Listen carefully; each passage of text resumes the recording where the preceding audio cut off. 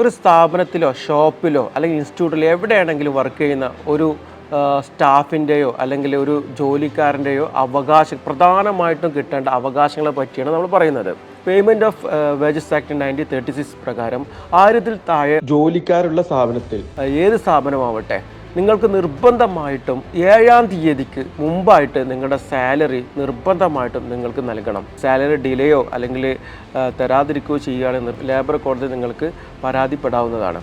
2, factory act 1948 പ്രകാരം ജോലി ചെയ്യേണ്ട നിങ്ങളുടെ സമയം 8 മണിക്കൂറാണ്. 8 മണിക്കൂറിൽ കൂടുതൽ നിങ്ങളെ ജോലി ചെയ്യിപ്പിക്കുകയാണെങ്കിൽ ഓരോ മണിക്കൂറിനും 2 മടങ്ങ് വെച്ച് നിങ്ങളുടെ സാലറി നിങ്ങൾക്ക് എക്സ്ട്രാ നിർബന്ധമായിട്ടും നിങ്ങൾക്ക് വാങ്ങിച്ചെടുക്കാവുന്നതാണ്. അത് നിങ്ങളുടെ അവകാശമാണ്.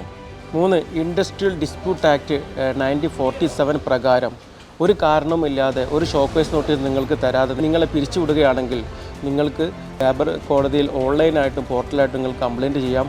ഇനി അവർ ഷോക്കേസ് നോട്ടീസ് തരുന്നു, മറുപടി തൃപ്തികരമല്ല, കെട്ടിച്ചമച്ചതാണെങ്കിൽ നിങ്ങൾക്ക് സിവിൽ കോടതിയിൽ ഡിഫാമേഷൻ പ്രകാരം നിങ്ങൾക്ക് കംപ്ലയിൻറ്റ് ചെയ്യാവുന്നതാണ്. 4, പേയ്മെൻറ്റ് ഓഫ് ബോണസ് ആക്ട് 1965 പ്രകാരം ഒരു കമ്പനിയിലോ ഷോപ്പിലോ 20-ൽ കൂടുതൽ സ്റ്റാഫുകൾ ഉണ്ടെങ്കിൽ ആ കമ്പനിയുടെ ഒരു വർഷത്തിലുണ്ടാകുന്ന ലാഭത്തിൻ്റെ ഒരു നിശ്ചിത എമൗണ്ട് നിങ്ങൾക്ക് നിർബന്ധമായിട്ടും ബോണസായിട്ട് നൽകണം.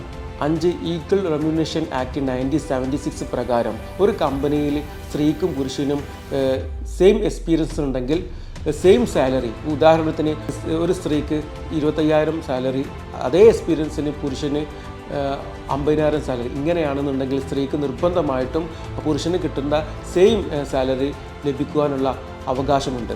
6, വർക്ക്മെൻ കോമ്പൻസേഷൻ ആക്ട് 1923 പ്രകാരം നിങ്ങൾ ജോലി ചെയ്യുന്ന സ്ഥലത്ത് നിങ്ങൾക്ക് നിങ്ങളുടെ ശരീരത്തിന് എന്തെങ്കിലും പരിക്കുകളോ എന്തെങ്കിലും നിങ്ങൾ അസുഖങ്ങളോ പ്രശ്നങ്ങളോ ഹെൽത്തുമായിട്ട് ബന്ധപ്പെട്ട എന്തെങ്കിലും ഇഷ്യൂസ് ഉണ്ടാവുകയാണെങ്കിൽ വർക്ക് ചെയ്യുന്ന സമയത്ത് സംഭവിക്കുകയാണെങ്കിൽ നിർബന്ധമായിട്ട് കമ്പനിയുടെ ഉടമ, അത് ബോസാവട്ടെ ഓണറാവട്ടെ, നിർബന്ധമായിട്ട് നിങ്ങളുടെ എല്ലാ ചെലവുകളും ബോസ് വഹിക്കേണ്ടതുണ്ട്.